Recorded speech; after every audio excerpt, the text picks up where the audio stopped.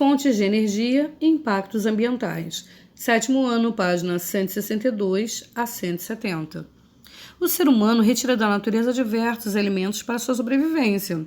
Além de água e alimentos, podemos utilizar outros recursos disponibilizados pelo ambiente durante o nosso dia a dia. A geração de energia é um processo importante que promove a disponibilização de eletricidade nas residências, fábricas, empresas, entre outros estabelecimentos. E, para isso, o homem utiliza os recursos presentes na natureza, como o vento. A relação entre o homem e a natureza se dá de forma cada vez mais integrada. Por isso, é necessário utilizar de forma adequada os elementos fornecidos pela natureza. Os recursos naturais são elementos presentes na natureza, como a água, a luz do sol e o carvão. Muitas vezes, esses recursos passam por transformações e modificações para serem utilizados. Os recursos podem ser classificados em biológicos, hídricos, energéticos ou minerais. Os recursos biológicos estão relacionados aos seres vivos, como vegetais, carnes, leites, entre outros. Os recursos hídricos, eles envolvem os rios, lagos, oceanos e todos os estoques hídricos, superficiais ou subterrâneos presentes na natureza. A água é um recurso fundamental para a sobrevivência dos seres vivos, sendo muito utilizada na nossa sociedade para o consumo, geração de energia, agricultura e outros fins. Os recursos energéticos são os elementos utilizados para a geração de energia, como o petróleo. Esses recursos podem ser classificados como renováveis ou não renováveis. Os recursos minerais são substâncias inorgânicas extraídas da natureza e usados como matéria-prima.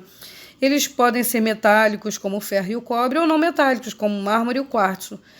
É importante ressaltar que os recursos naturais não são infinitos, e por isso o uso desenfreado pode provocar o esgotamento desses elementos. Os recursos podem ser classificados como renováveis ou não renováveis, E os recursos naturais renováveis possuem a capacidade de renovação em curto período de tempo. O vento, a água e a luminosidade são exemplos de recursos renováveis. Já os recursos não renováveis não possuem capacidade de renovação, podendo ter os seus estoques esgotados. São exemplos os combustíveis fósseis, como o petróleo, o gás natural e o carvão mineral.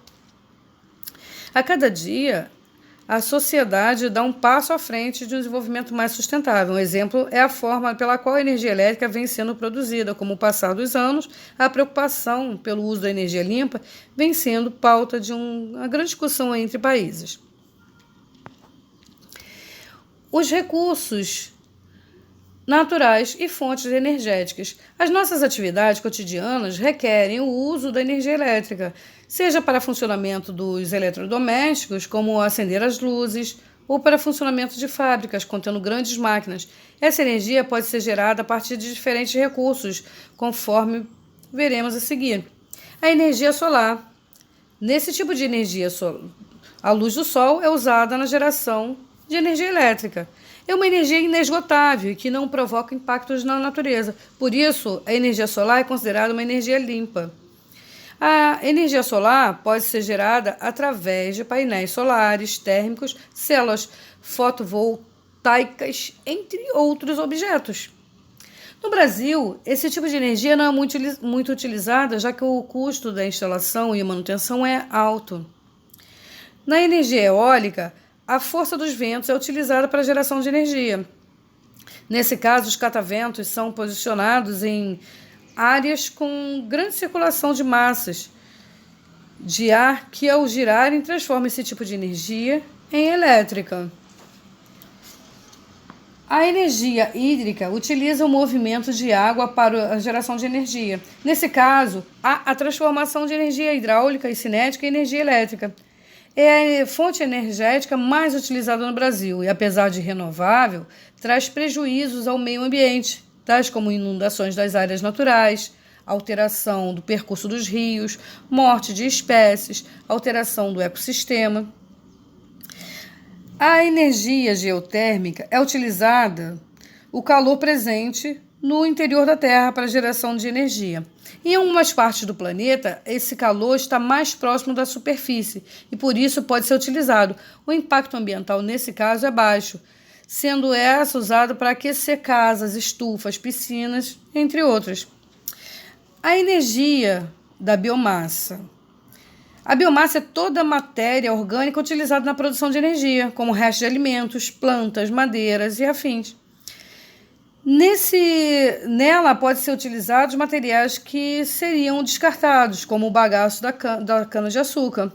A biomassa pode passar por diferentes processos para ser transformada em energia, como a pirólise, gasificação, combustão ou cocombustão de material orgânico. Na pirólise, a biomassa é exposta a altas temperaturas e sem a presença de oxigênio, acelerando o processo de decomposição do material. O produto final é uma mistura de gases líquidos, sólidos. E na gasificação, a biomassa também é colocada em altas temperaturas com ausência de oxigênio, o que gera um gás inflamável. Na combustão, esse processo ocorre em altas temperaturas e com a presença do oxigênio, gerando vapor a alta pressão.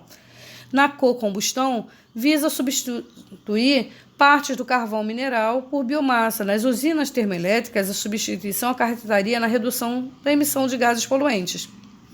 A energia das ondas e marés. Nesse tipo de energia, as alterações do nível das marés são usadas para gerar energia. Ela pode ser obtida a partir de águas rasas ou profundas. Apesar de ser uma energia renovável e limpa, esse tipo de energia tem suas desvantagens, pois além dos altos custos dos equipamentos, as instalações precisam ser fortes para resistir às tempestades e, ao mesmo tempo, sensível para a captação de energia das ondas. Carvão, diferente dos recursos renováveis, os recursos naturais não renováveis demoram muito tempo para serem renovados no ambiente. Em geral, o consumo desses recursos é maior do que seu tempo e, por isso, precisam ser usados de forma consciente. O petróleo e o carvão mineral são exemplos de recursos não renováveis. O carvão mineral é um combustível fóssil muito utilizado em termoelétrica e siderúrgicas. É formado a partir das florestas que foram soterradas há milhões de anos. O carvão é composto, em sua maior parte, por carbono e hidrogênio, onde quanto maior a quantidade de carbono, maior é a natureza e maior é o poder energético do carvão. O carvão mineral não é considerado uma energia limpa, já que, ao ser queimado, libera muitos gases poluentes no ambiente. O petróleo, que é um líquido viscoso, escuro e inflamável, é um dos combustíveis fósseis mais utilizados atualmente. Ele é formado a partir da decomposição de matéria orgânica. O petróleo é a matéria-prima de diversos combustíveis, como gasolina, gás natural, diesel e querosene. Além disso, o petróleo é usado na fabricação de plásticos, borrachas sintéticas, solventes e tintas. A extração do petróleo ocorre em 3 etapas: prospecção, etapa de localização dos depósitos de petróleo; perfuração, depois de encontrados, ocorre a perfuração dos depósitos e análise; e extração, através das bombas em plataformas e navios. Após extraído o petróleo, é levado para as refinarias, onde ocorre a sua separação em vários componentes e destinação desses componentes para a produção de diversos produtos. Apesar de muito utilizado, o petróleo pode causar diversos impactos ambientais. Em casos de derramamento do petróleo no mar, o ecossistema marinho e os animais são afetados. Os animais que entram em contato com o petróleo morrem asfixiados. As aves podem sofrer intoxicação, dificuldade para voar e até problemas em regular sua temperatura corporal. A mancha negra bloqueia a passagem de raios solares, impedindo o processo de fotossíntese, afetando a produção de oxigênio. Já na energia nuclear, essa energia é produzida em usinas termoelétricas ou termonucleares, a partir da fissão nuclear de átomos de urânio, o que libera grande quantidade de energia.